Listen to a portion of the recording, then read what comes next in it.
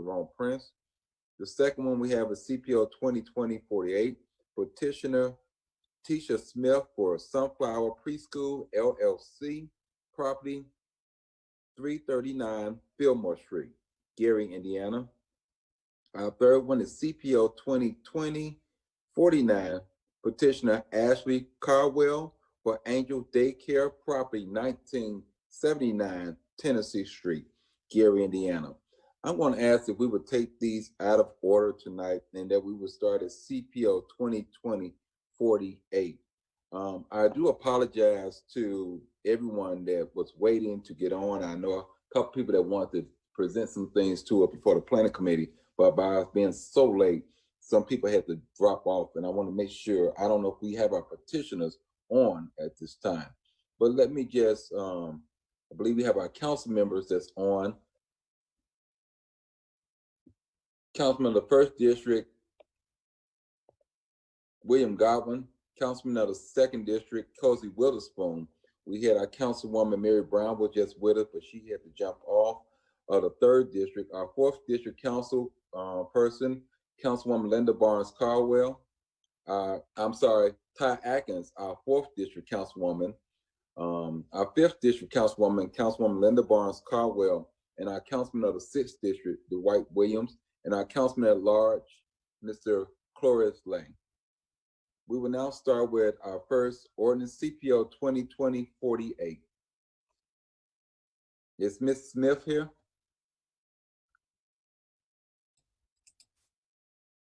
Yes, I'm here. How you doing, Ms. Smith? Can you tell us about your business that you're looking to start in the city of Gary? Oh, I'm looking to open up a preschool. Okay, can you tell us a little bit more about it, your operation? Okay, so my mission is to bring growth to Gary, Indiana Child Development Center. I have a bachelor's in art education. I also have a CDA, which is a Child Development Associate, and I also have an associate in criminal justice. I believe that education is the key. With my education and my rich culture, I think that I will be bringing something great to Gary, Indiana that children have not even experienced. As you know, education is a struggle in Gary, Indiana. I believe that starting young and starting in early child development will give a lot of growth and opportunity to kids in Gary, Indiana. And the number of young people that be in the preschool is, what's your number? Ages 3 to 5. 3 to 5, and what's your total number that you can have? Right now I only can have 12. 12, okay. Is there any question for any council members at this time? Yes, thank you, Councilman Brewer. Appreciate that. Ms. Smith, I have a question. The preschool that you're opening, or that you choose to open, I noticed at 339 Fillmore. I had the pleasure of going by and just looking at the area. One of the things I noticed that there are a lot of duplexes there, and your facility is a part of a duplex. Am I correct? Yes, we own both sides. Okay, that was my concern. I was wondering. Yes, we own both. Yes, we actually own the whole street. My grandma lives really? next. Yeah, so so the whole row. So yeah. Okay, you own the whole thing. So I may want to look at the whole thing. So yeah. Okay, great. Thank you. I appreciate that. Okay. We normally don't get that response that you own the whole block, huh? On the whole block, yeah. But that's a good thing. Okay. Is there any other council member with any questions? And what's your hours of operation? I've been shopping around in a lot of hours because I'm in Washington, D.C. So I guess a lot of hours in Gary, Indiana is like from 6:30-ish to 6 p.m. So. Well, Councilman Brewer, I have another question. You just said that you're in Washington, D.C. Am I correct? Yeah. I'm a teacher, so I'm teaching here in Washington, D.C. My granny passed away, left me the house. Okay. So I'm all over the place, and I'm here in D.C. right now until I get everything set up in Indiana. When do you plan to open? What are your projected time period for opening? January 2021. Open in January. Yes. Okay, all right. Okay, thank you, Councilman Brewer. So that's the next question I have. You said you're in Washington D.C. Are you planning on running a daycare, or you gonna have someone else run a daycare? I'm planning on moving back to Indiana. Yes. Oh, welcome back. And I was looking at the drawings here. I'm trying to see the backyard here. Is it fenced in? Because I haven't. Yes, personally been- it's fixed. Yes, it's fenced in. Okay. All right. Okay. I have no other questions. If there's nothing else by any council members. Okay, we will take this matter up at our next council meeting on September the 15th. We'll be on third and final. If you can be on to the Zoom, if there's any other question, we'd like for you to be there. Okay. All right, thank you. See you then. Can I leave? All right. Okay, bye. Thank you. Okay, bye-bye. Okay. Next one is CPO 2029.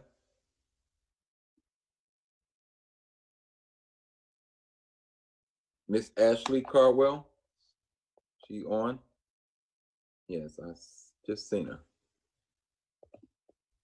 Can you hear me? Yes, sure can. Hello. Hi. Yes, can you give us an overview of about what you plan on doing with your daycare and tell us a little bit more about the operations of the business?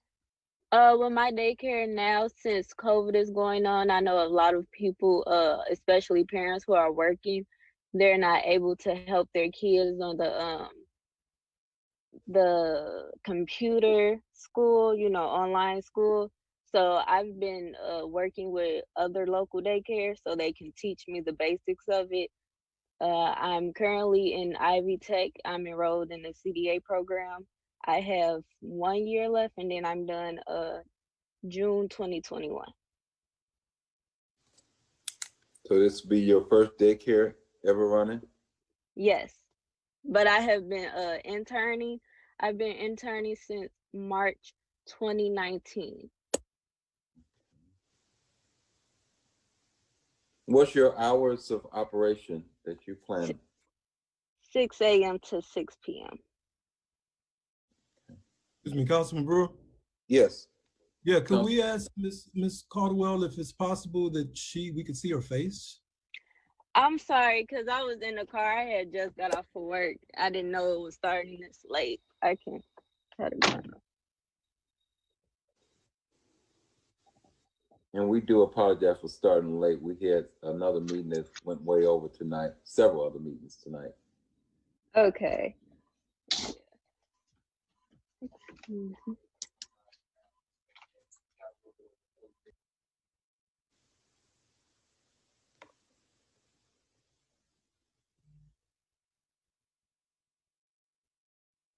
Hello.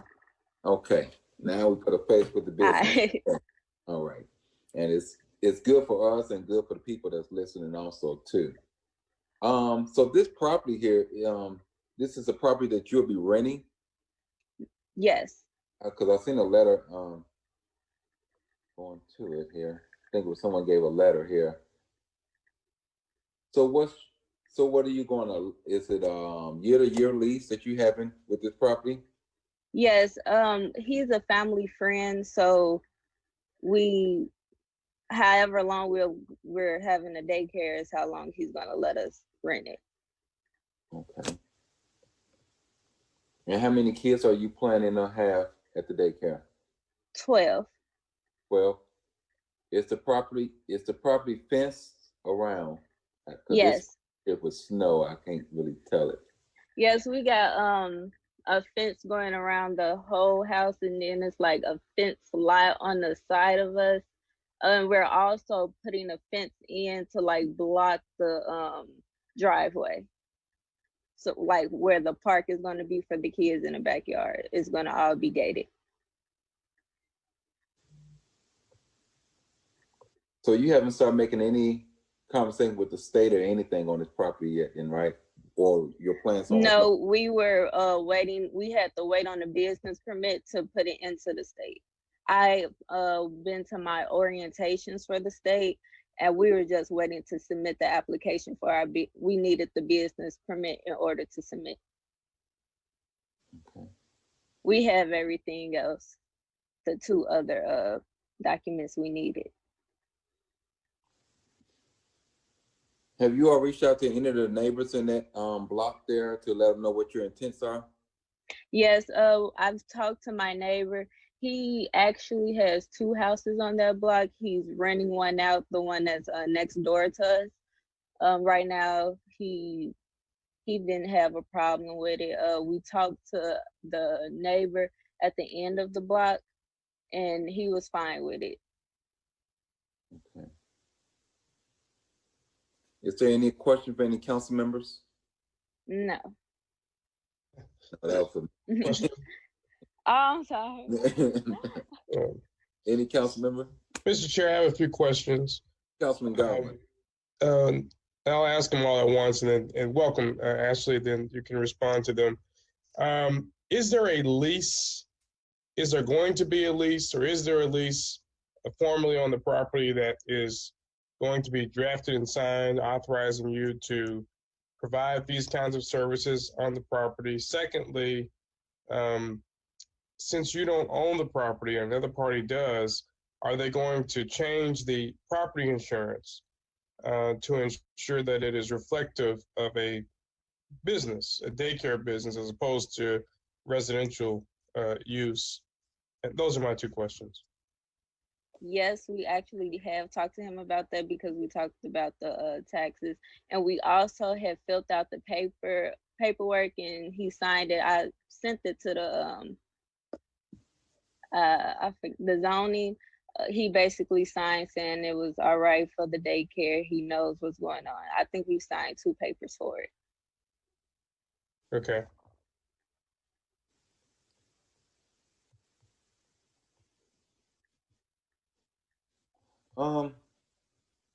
So there would be solely a daycare. You would not be living there then, correct? Just solely daycare? No, just Okay. daycare, yes. Only thing I would ask, by this being a rental of this facility here, I would ask that we would I would move to have this approved, but we would have this reviewed in a year to see what the status is of the property and the daycare. And we also put cameras in just to make, like, if anything does happen, it's all videotape. We Okay. have 3 cameras put in place. All right. Well, Ms. Caldwell, we will see you September the 8th. I'm sorry, September the 15th at 6 p.m. via Zoom. We ask if you could be there for just in case there's any additional questions by any other council members. It's not here. Mr. Chairman, I have a question. I'm sorry, Councilman Lay. How much them cameras cost you? They were $355 at Best Buy. Is that for all 3 or just for one? It's for all 3 and a rotor. So it Okay. connects to the cloud and it saves over a period of time. Thank you. And we have night vision on it. Thank you. Thank you, Ms. Caldwell. No problem. All right. I think I know where you're going with that, Mr. Lay. But, I pay attention. You got votes to counter it. Yeah, it's 10 million when you guys discuss it. Yeah. Her cameras come out of Italy. Don't worry about it. No, they may start at that point, but with the quality, it goes up tremendous. Trust me, it does. Oh, I have cameras. Yeah. Cameras. I do too, yes. Yeah, some time ago. Yes. I Okay. have. We will go to the next ordinance, CPO 2020-39, the amendment of the community benefits ordinance at this time. Mr. Chairman, Councilman Lay. I had indicated that I would not make any comments on it, but one thing I do have to comment. You guys are very loose with ordinances. As I understand, Attorney Williams drafted this amendment. Now, I went through this at least 3-4 times with the council, and I can understand you guys know a great deal more about statutes than I do. But the way I interpret Indiana Code 36-4-9-12, very specifically, it says the head of the law department. So I understand you guys are loose with them. Eventually, like you're going to be loose with this open door. Someone has their phone up or computer up. So the law department must draft these things, must. They don't have an option. Even if it's illegal, they draft it and inform the council it's illegal. That's where our attorney is, Attorney Trent McCain. So again, I'm going to give you a warning that you certainly don't care much for, that if you're loose with these ordinances, like the one, for instance, open door, there, I'm going to do something about that one. It's not much I can do about this one. But pretty soon we're going to have Uncle Willie drafting ordinances. It won't matter. We're not going to follow the statute. So again, these statutes are in place because they serve a purpose. That means they're drafted correctly, and your legal counsel, the person that would argue it in court, would be the one to do it. So again, there's no justification to ignoring the statute. And if the law department, for any reason, is saying they will not draft something, then we should deal with the law department and the mayor on that. He has no option. He has no option. He, in the law department or the mayor, that is Indiana law, period. So again, you can go forward, I guess, on any of them. So I don't mind you going forward, Mr. Renz. I think he's a capable attorney. But again, I think you should, I don't know, even ask him about the statute. I asked Attorney McCain about the statute. Certainly you shouldn't listen to me. I haven't been doing it that long, but at least you should ask one of those attorneys about these statutes. It'll save you, I think it's going to save you some individual liability too, as time goes on. Thank you. Mr. Chair. Yes, Attorney Williams. Yes, just briefly, I did get the email and followed up with a phone call to Councilwoman Atkins. Indeed, it was communicated to me that the law department instructed Ms. Atkins for me to prepare the ordinance. I did so simply not to hold up the discussion today for the sake of having something for you all to discuss today. But as you see in the ordinance, I did not change the name of the preparer to that of my own because I was aware of 36-4-9-12. I have since spoke to Attorney Poe. I have expressed my concern, and he's assured me that he is aware of the statute, and we shouldn't have this problem again. But I will not be placing my name as the preparer of the document. I simply did what Councilwoman Atkins asked, so you all would have something to discuss tonight. And let me be clear. I called Attorney Poe to ask what was the appropriate way to go about making sure that we had the correct amendments to review. So I just want to address, it's kind of condescending to say, well, you all and you all, so it wasn't that. I did call Attorney Poe to get recommendation from him in terms of what would be the best way to proceed, especially since the administration has stated that they were not in support of it, and was told that it was now part of the council's responsibility and that I should reach out to Attorney Williams. So that's what happened earlier today. So Attorney Williams, I thank you for working on this on our behalf, and going forward, we know we'll move appropriately. Mr. Chairman. Councilman Lay. It's wrong. It's wrong. Now, if Councilwoman Ty Atkins don't know the difference, I'm telling you, take a look at Indiana. No, that's not the point. I said, okay, I acknowledge that the statute was correct. And I said that moving forward, now I know the right measures to take.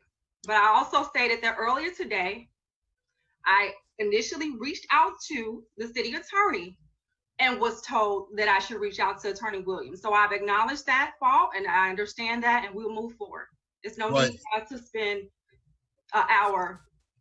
I'm not condescending. I'm trying to help you. What's condescending? No, I'm trying to help you.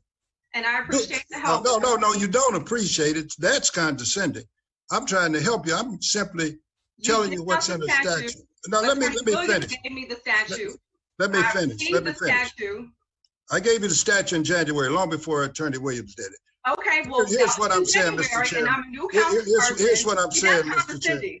No, Mr. then Chair, I'm condescending. I accept is that. I don't have no problem. I don't have no problem. Mr. Chair, When I sue you on something else, I would be condescending you're okay. not too. gonna sue me on anything. Let me Let's finish. be clear. Well, go ahead. I'm not worried about you, Councilman. Let me go ahead. Here's what I'm saying. Wait. Let's get into, we already dealt with the whole preparedness. We got it. No. I had another thing that I was saying. Move forward. No, I'm not announcing it, Mr. Lay. I'm gonna go into the overview of where we're at now. Let me finish what I was about to say. I'm not announcing now, Mr. Lay. We're gonna start. Okay, the go ahead. overview. Go ahead. Okay, we're gonna start the overview. I'm gonna ask Councilwoman Ty Atkins if she will lead us through the overview at this time with the amendments where we're at thus far. It is now 9:04, and there's another meeting supposed to start after this. We gotta keep moving.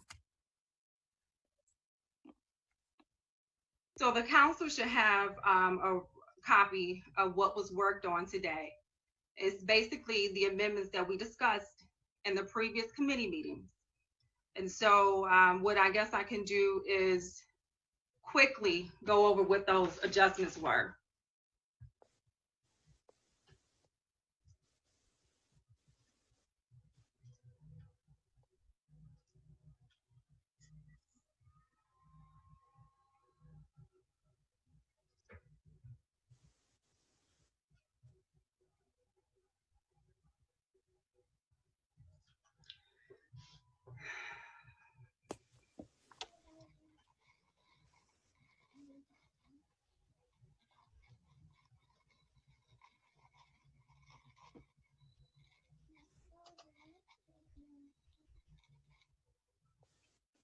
Sorry, my computer is bringing it up a little bit slow.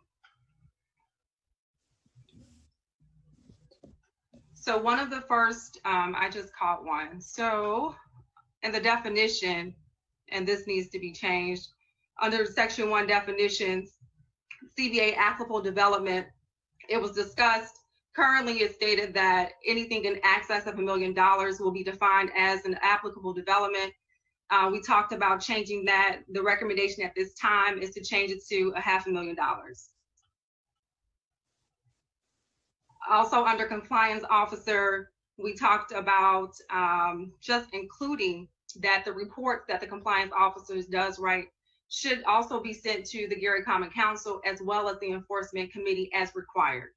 So the addition of the Gary Common Council was added into that section. This is still under section 1 definitions. Section 2, which was commissioned on the community benefits agreement. This is the section that actually talked about the construction of the CCBA. Listen clear. So the recommendation was for us to utilize a 9-member commission selected by the Gary Common Council. That commission selection should include at least one resident who reside within each district in the city. The change to the term was from 4 years to 2. There's, I guess, recommendation in terms of how to stagger the commissioners, was to stagger them by utilizing the Gary Common Council to designate 4 appointed commissioners to serve 1 inaugural year. And this was kind of similar to what the original CPO 2020-39 had in section 2-E. In step 4, it had appointees from the Gary Common Council as well as the mayor to serve an inaugural 2 years. So now we're saying that those appointees will come from the council. It will be 4 of those, and they will serve 1. And the balance will be appointed for an initial 2 years. And then those who, after that 1 year, will have to reapply if, applicable, and then we will then go through the boards and commission appointments as we do with every other commission and board. We recommended to keep the additional subsections of F, G, and H. Now under section 3, it just defined again that the total benefit should be $500,000 instead of $1 million. Under section 4, the change is to include the range, that on the low end, it could be 1% up to a percent of 15. So we just added the range between 1 up to 15 versus it's just saying up to 15%. I'm going to come back to that question. That's just a change one. This is in section 5, community engagement, subsection 4, part A. So this section states about the 2-member requirement. Oh, okay, so this talks about like the compliance officer facilitating meetings. Initially, it just said only between the CCBA as well as the developer. Again, to make sure that we have engagement and collaboration between all interested parties, we just changed the recommendation that a member of the council or the council should be also included. And so the statement states that the Gary Planning and Development Committee should also be included in those in the public meeting that have the two that's required, that the Gary Common Council Planning and Development Committee should be included. And again, these are only recommendations, it's up for discussion, but this is just taking all of the points that was reviewed over the last, I guess, 2 meetings, if you will. Now I'm in section 7. In section 7, section 1, subsection 1, excuse me. Okay, this part talks about non-compliance. So in the state that there is non-compliance, the enforcement committee should submit written notice to the Gary Common Council immediately. Prior to, there was no notice requirement to inform the Gary Common Council of any type of non-compliance issue. Section 7, subsection 2, this spoke to the corrective action plan. Once the compliance officer works with the developer to create the CAP, prior to, it just said that the compliance officer would then present that plan to the enforcement committee. And so then we added a request for that corrective action plan to also be presented to the Gary Common Council at the following public meeting for approval. Okay, and that same section, the last sub number was 6, remove the exec. Okay, and so this one stated that the Common Council I'm sorry, the correct word was and, the Common Council and the executive of the city should have the authority to exempt any development from the terms of the CBA ordinance. So one thing that had came up was the Gary Common Council is the sole authority who approves the tax abatement. So possibly they should have the sole authority to exempt a developer from adhering to the CBA ordinance. So it just changed that language. It only states that the Gary Common Council, or the Common Council, if you will, shall have the authority to exempt any development from the terms of the CBA. I think that's it in terms of changes. There is a discussion point that was not updated from our last meeting, but that point was under section 4. I think subsection 2, yes, deposit and control of reinvestment funds. We just needed to confirm if, and I think it was kind of some discussion, but my notes were unclear about this. We know that money goes to the general fund always, but did we have to explicitly state that a non-reverting account should be, created under the general fund for these funds, or not? So that was the discussion point that we wanted to review from last committee meeting. And that's all I have, Chairman. Okay. Mr. Chair. Attorney Williams. Yeah, the only thing I would add, because I have sought some advice from CPAs, is that the funds can be diverted directly to the non-reverting fund. I don't know if I had an opportunity to get back with Councilwoman Atkins. I told her I would contact some friends downstate to get an answer on that question, and I did get an answer that the funds are not required to go into the general fund first. They can be directed to go directly to the non-reverting fund.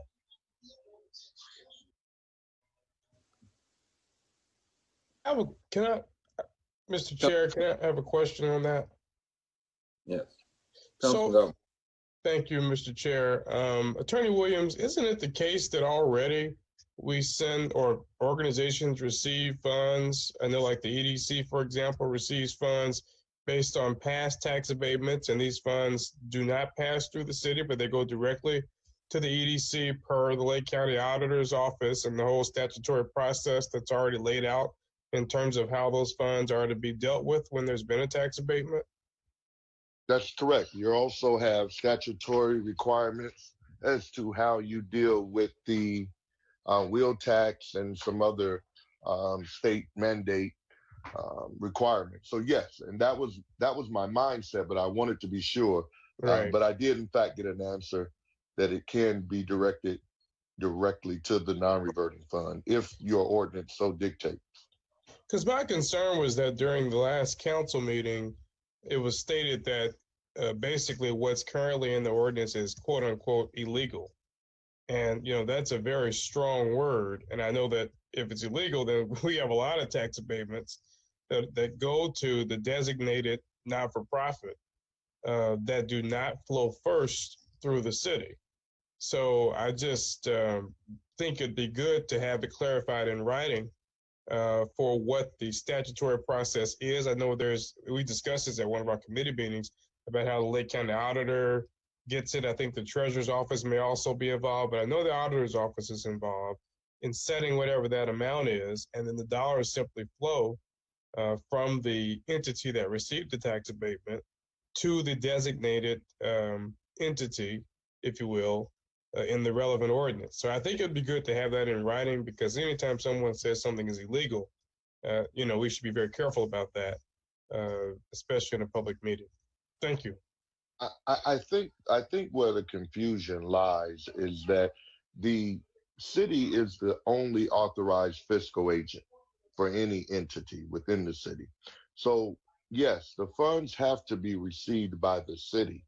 However, they are not required to be deposited into the general fund first. They can be deposited directly into the non-reverting fund. So there may be some semantics there. Absolutely, the funds must be received by the city. As Councilwoman Brown can tell you, she's done millions of times when you all receive donations and things of that nature. The city receives the money, but where they're directed to place the money is within the purview of this council and the ordinance that you passed. That was the question that I was unclear on, and I have since gotten an answer that I'm satisfied with, that they can be deposited directly into the non-reverting fund as specified in the ordinance. And Mr. Chair, can you define non-reverting fund? I think I know what that means, but I want to make sure we're all clear when we say that, what we mean.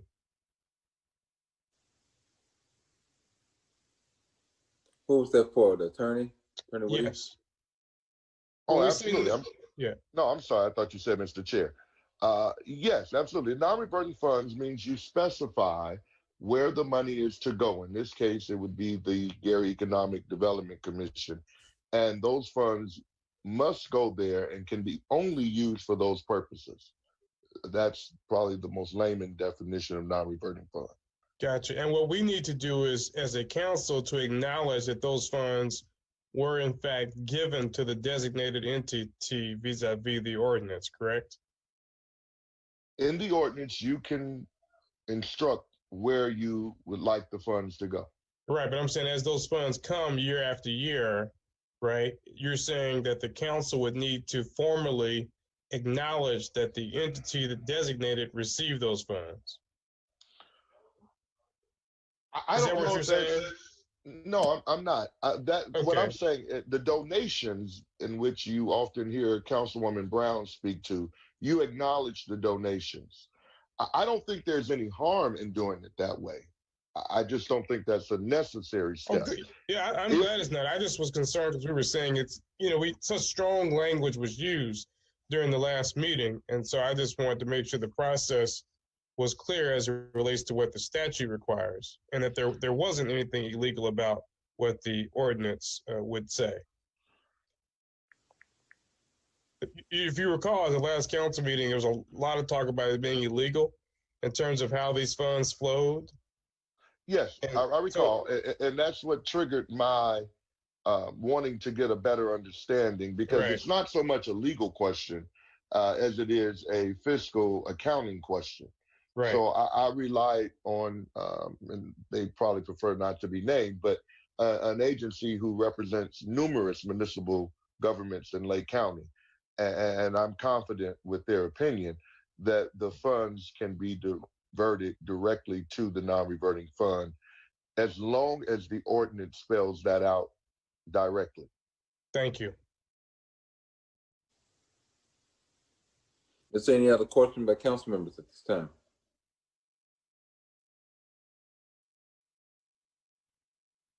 Anyone from the public? All right. Well, we will hear this matter here September the 8th. No, I'm sorry, September 15th, 2020 at 6 p.m. via Zoom. There's nothing else. I thank everyone. I have a quick question.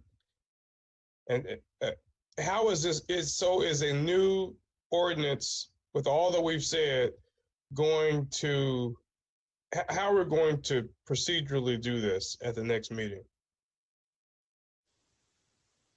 At the next meeting, this will be an amendment. At that time, I'll make an amendment to the current amendment, and then this will be presented at this time. Will it be an amendment by substitution, essentially? Yes, that would be my motion.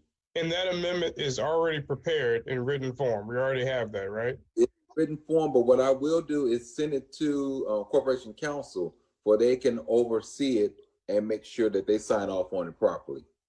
Great. Yes, Thank because there are a few changes. I made all of the changes, I think, that I was instructed to do. But from this conversation, I think you can gather that there may be a few other changes that may be needed. For example, I put $1 million, and it was discussed today that that would be reduced to 500,000. So there would simply be need to be a request from the sponsor to the Corporation Council to make the noted changes. My question is, when you say the sponsor, who are you referring to? It's my understanding, well, I'm sorry, my communication was with Councilwoman Atkins. Okay. And I understand that Councilman Brewer is a co-sponsor. So, and me too. And if anybody else want to jump on board, talk to the Corporation Council and have them add you as a co-sponsor, because in what I prepared, I think I only referenced Councilwoman Atkins and Councilman Brewer. Okay, I'd like to be added as well. I believe you are added on there. Okay. I seen you was added. All right. We'll make sure. Thank you. Mr. Paul. I did. I wanted to take a real quick second just to follow up on something that was discussed at the beginning. You know, I had a conversation with Attorney Williams and Councilman Lay pertaining to the request from Councilwoman Atkins about the council attorney drafting ordinances on behalf of the council. You know, and she's absolutely correct. She had reached out, said, hey, you know, I'm just following up on this, just procedurally, how does this go? Since it's not you, since, you know, the kind of how it's in line with the question from Council Member Williams.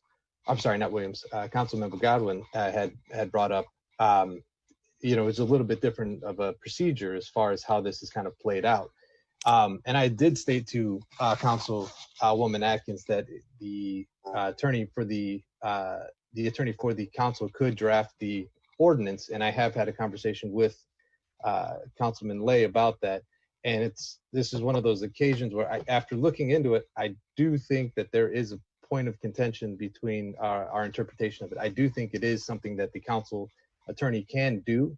I think they can absolutely draft the ordinances after looking into this. For example, the South Bend Council attorney, Kathleen Sikansky-Ferrand, served for 42 years, the longest serving council attorney in the state of Indiana.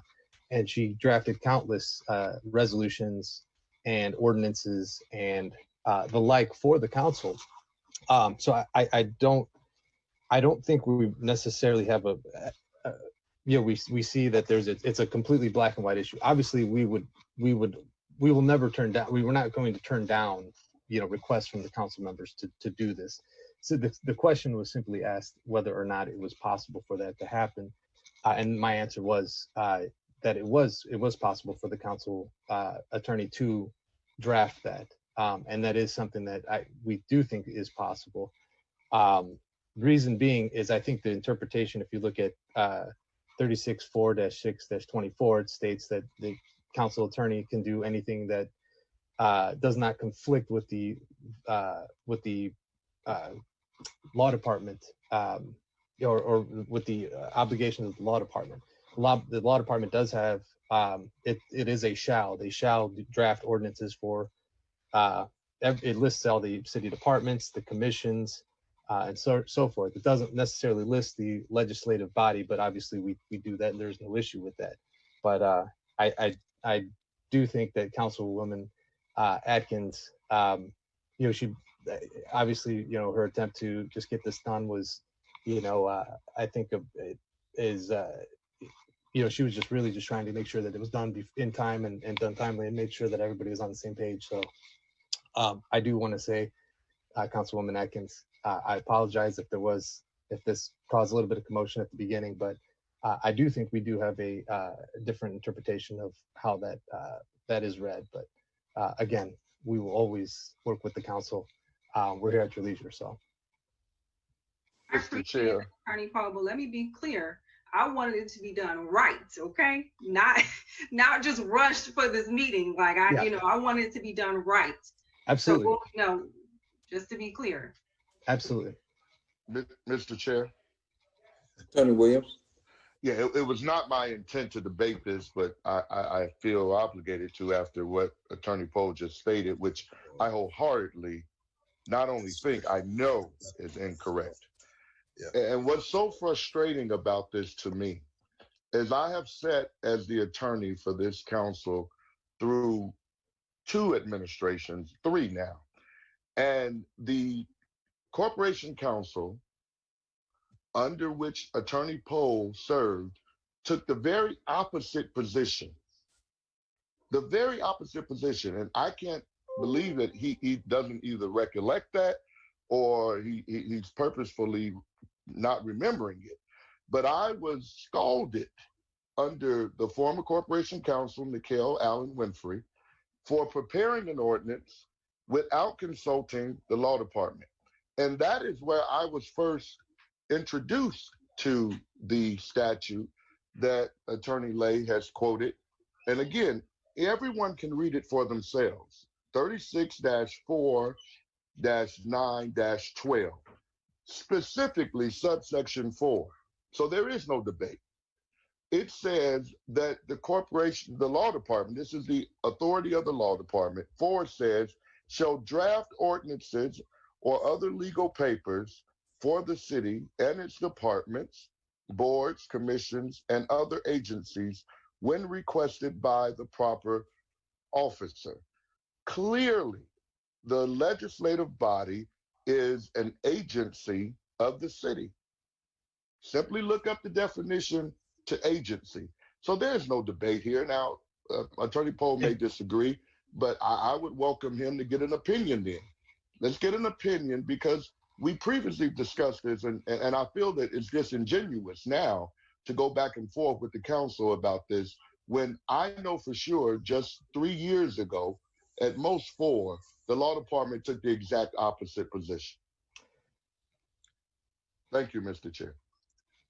Mr. Chair, if I could just real quickly, Attorney Williams is right. I do recall there being an instance where where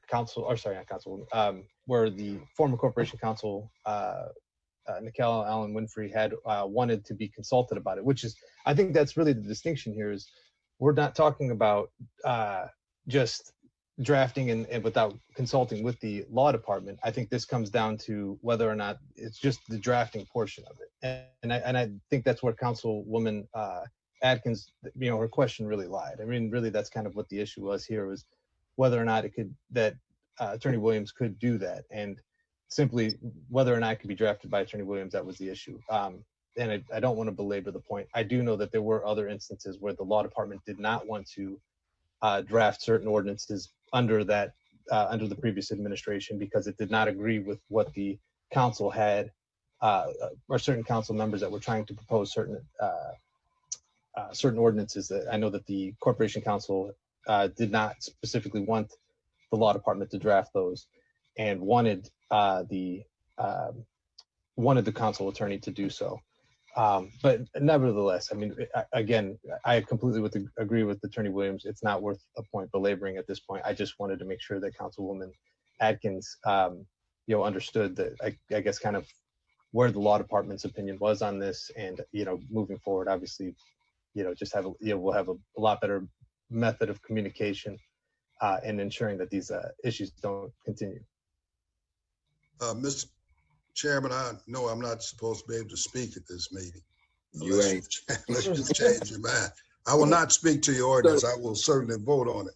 Listen, I don't, and again, you can be fast and loose with these statutes. If the word shall is in there, that takes away all discretion. If you go back and look at Indiana Code 36-4-6-24, it's quite clear in there the hiring of Mr. Williams, or Attorney Renzo Williams III, does not affect the relationship back to the law department. I remember I also not only served on this council, I represented this council for about 6 or 7 years. They didn't know how, the law department didn't know how to draft, or to get it straight, for the new fire chief to come on, the young lady. I drafted it, but refused to put my name on it.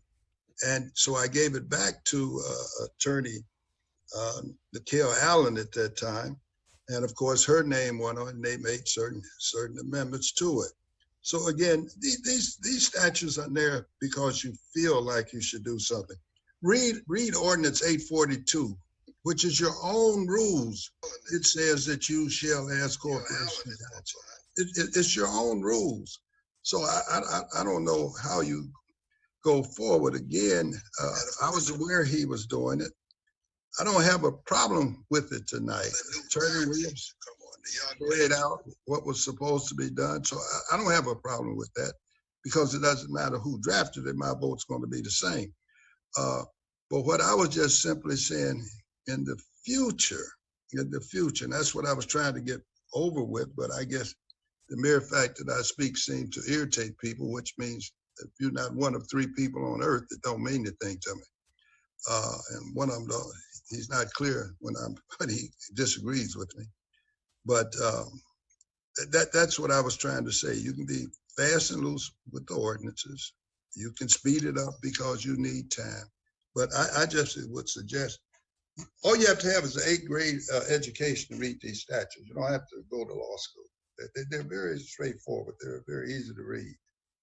And that's probably what the council, and if Attorney Poe tells you to do something illegal, ignore him. You should be able to read it for yourself. You certainly couldn't use that as defense in the court. My attorney told me, or my accountant filled out my tax return. None of that counts. I assure you of that. And I really appreciate, Mr. Chairman. I know it's hard for you to let me speak, but I appreciate that. It's a struggle tonight. I know it was. They once passed the rule I could only talk for 3 minutes. They did that because it's hard to follow me. I understand why you would want me to speak. It's very difficult. Okay. Thank you, though. Mr. Chair, Councilman Godwin. I did want to acknowledge, if you could, Carolyn McCready. She's written a comment in the comment section, and so if she's able to speak, and you're okay with that, I think we might as well take care of that now. Yes. And I would like to say something afterwards to clarify something that is being proposed. I would like to clarify. Go ahead with since you're already on the floor, go ahead. And I'll come back to Okay, Yeah. I just want to clarify, Councilwoman,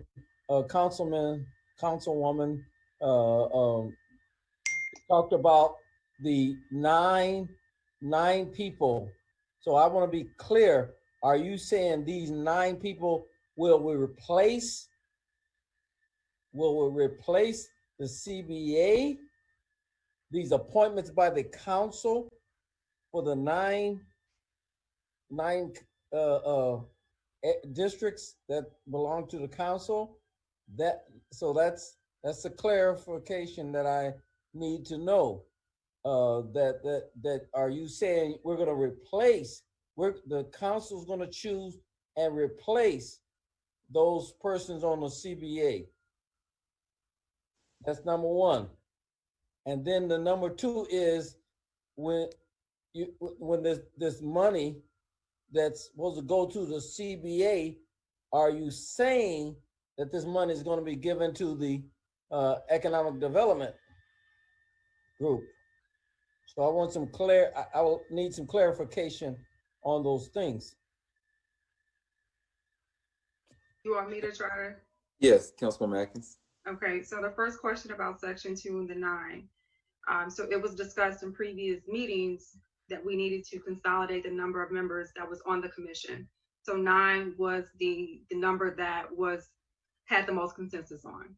In terms of replacing, we had asked at the request of the council for those existing members that were in the organization to submit resumes.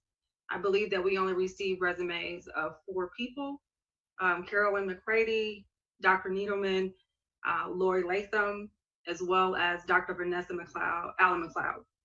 I don't think anyone else has submitted a resume for review or consideration. And Jeremy Yancey. Jeremy Yancey. So one of the requests of the council was that with the new formed commission, that there was representation from each one of the districts. So I believe there's an abundance of people on the existing entity that is from one district, which is the first.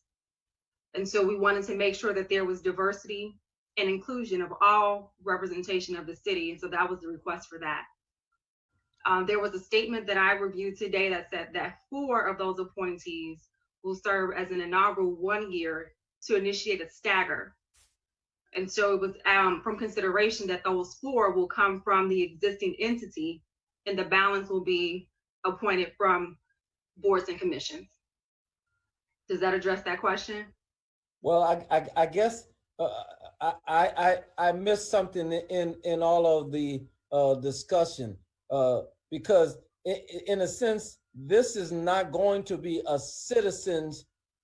In a sense, this is going to be this whole CBA proposal is going to be taken over by the appointments of the council, and that was my stipulation that no, I don't want to be appointed by the council. Okay, I'm willing to serve and work with the CBA, but I am not willing to be approved and appointed by the council. Been there, done that. I'm not interested in being an elected to be appointed by an elected official. So that brings a different taste to all of this, and especially you're going to put them in there for 1 year. It's hard to do a lot in 1 year. Been on the school board. I was on the school board in Chicago, and it's hard to have transformation in 1 year. Okay, so I will allow the committee as well as the council members to fill in the gaps. But that discussion has been a part of this committee as well as the public portion for a number of months.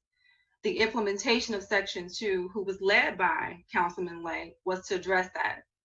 The initial question was, how is this entity, who is this entity how are you going to have authority of funds, but you have no report up or association with a council or the administration? So that was a small part of the reason why Councilman Lay had worked so hard to even do a Section 2 to address the structure of the entity. I don't think any member of the council will allow I can't speak for everybody, but I wouldn't have been comfortable voting for it unless there was some structure related to how you interact with the council, especially related to funds being reverted to an account that you all will have a say so or influence on. So this has been discussed since June, since the establishment of Section 2. I believe Councilman Lay might have started working on it in June, and it was first proposed to the council in the July meeting.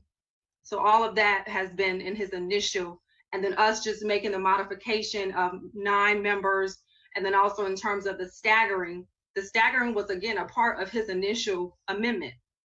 And so we were just using the same structure.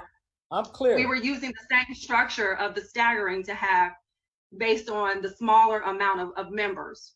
So the initial recommendation was to have a 4-year term.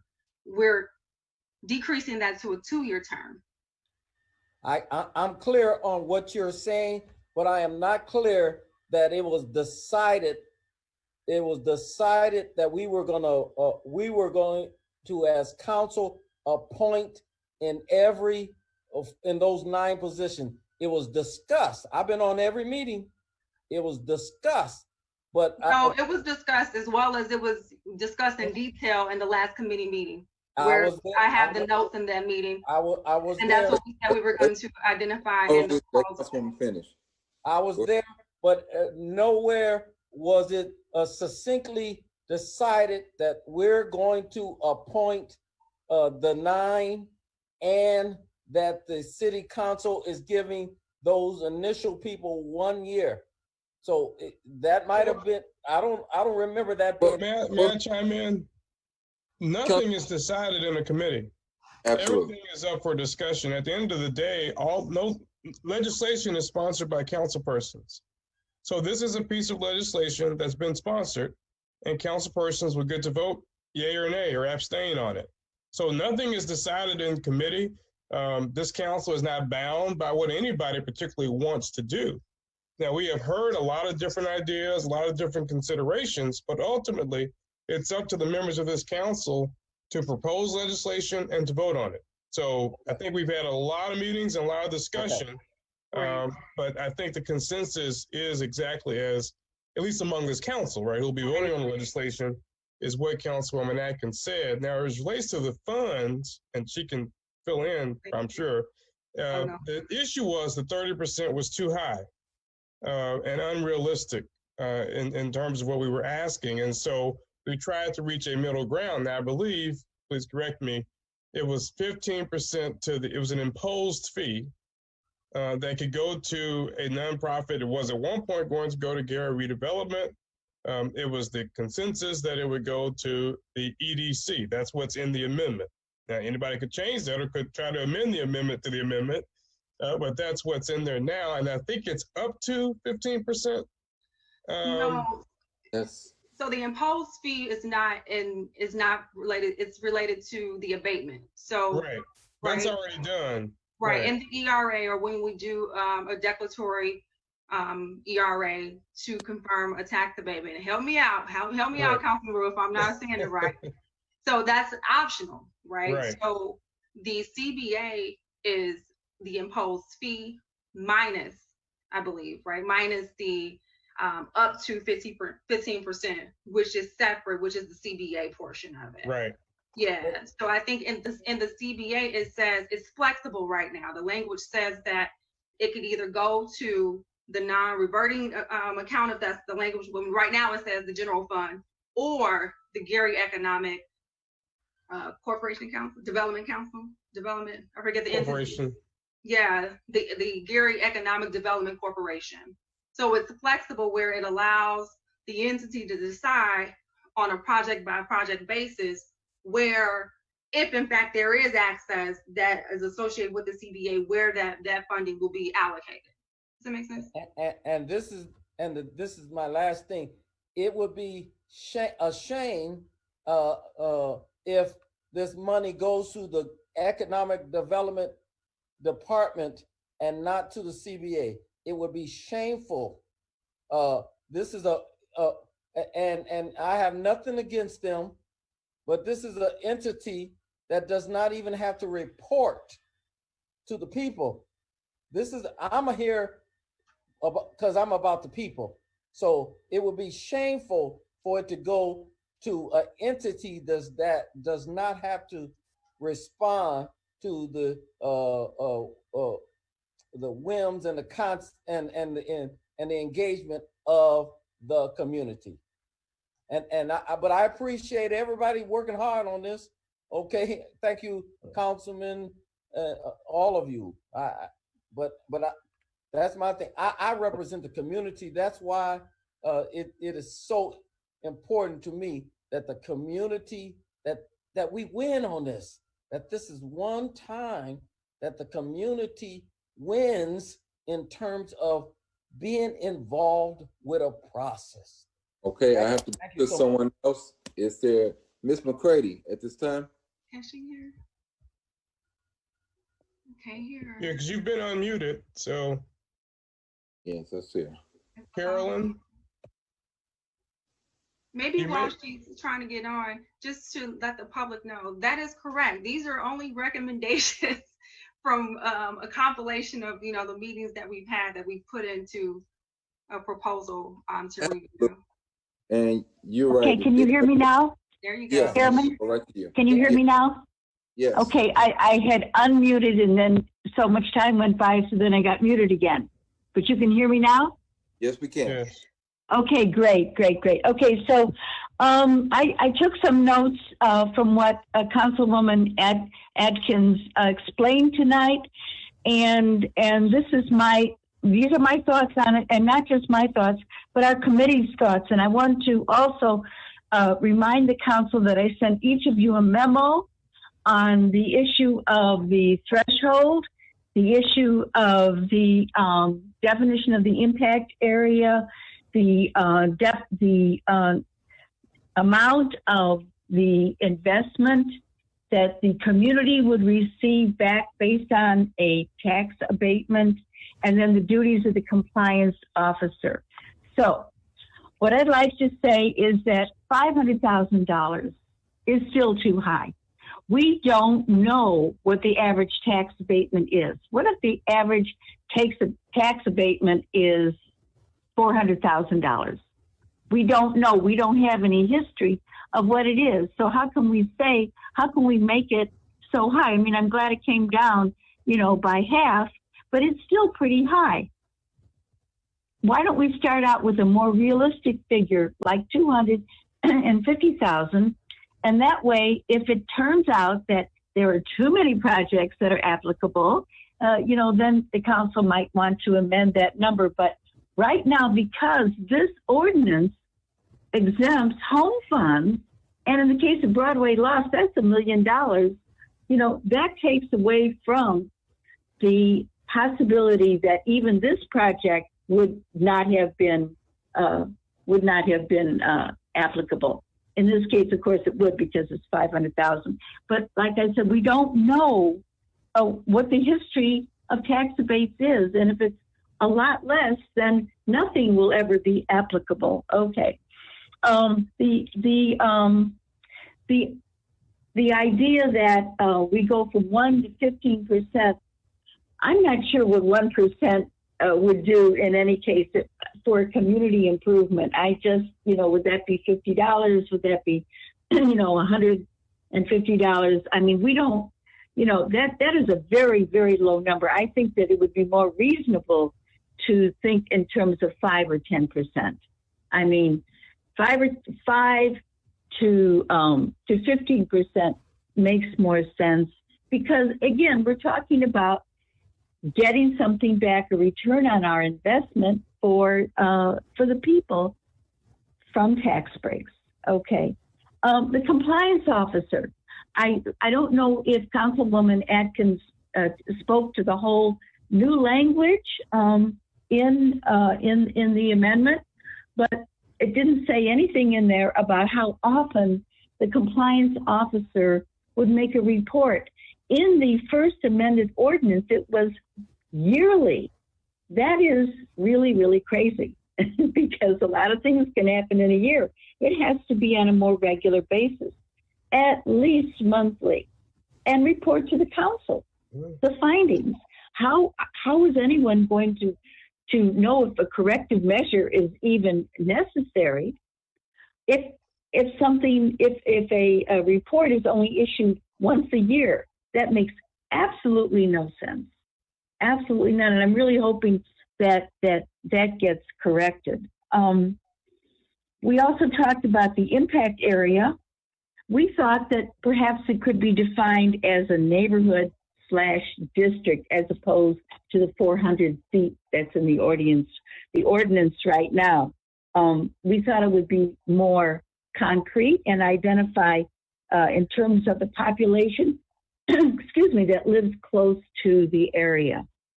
But please, please, please, Rodney, if you're listening, or anyone on the council, please make sure that our committee, or at least that I receive this amendment. We came into the meeting tonight not knowing what was in it. And it's pretty hard to respond when we don't even know what we're talking about, because we don't know what ended up, after the law department worked on it, what actually ended up in it. So please send it to us as soon as possible. We think the reverting fund is fine. We don't like the idea of the EDC, but the reverting fund is good because the money can go there and then the developer can take it out and use it for the project that the community decides they want to happen. So those are our thoughts. Everyone has done amazing work on this. We are a work in progress. We know that. We're making history, and history sometimes is making good trouble. So with that, I'll end. Thank you. Is there anyone else? All right. If there's nothing else, we have heard the concerns, and we definitely will. Let me just say, with me being the chair of this and now a sponsor of this, the goal is trying to get this over the threshold, and I at least need 5 votes. So there's some concessions that I have to make to get votes, and there's some things that may not have been originally that we wanted to do that I have to do to get the support from my colleagues. So I will continue to reach out to my colleagues and see what we can work on, and what we can't work on. We'll just try and move this ordinance forward. That's the ultimate goal, to move it forward. But I think we have come a long ways. But I know it's not everything that we all want. It may not be everything that I want or other colleagues, but I think we're making great progress in getting to a certain place there. Is there anything else from council members at this time? Seeing none. Thank you all. I'll see you all on the 15th via Zoom.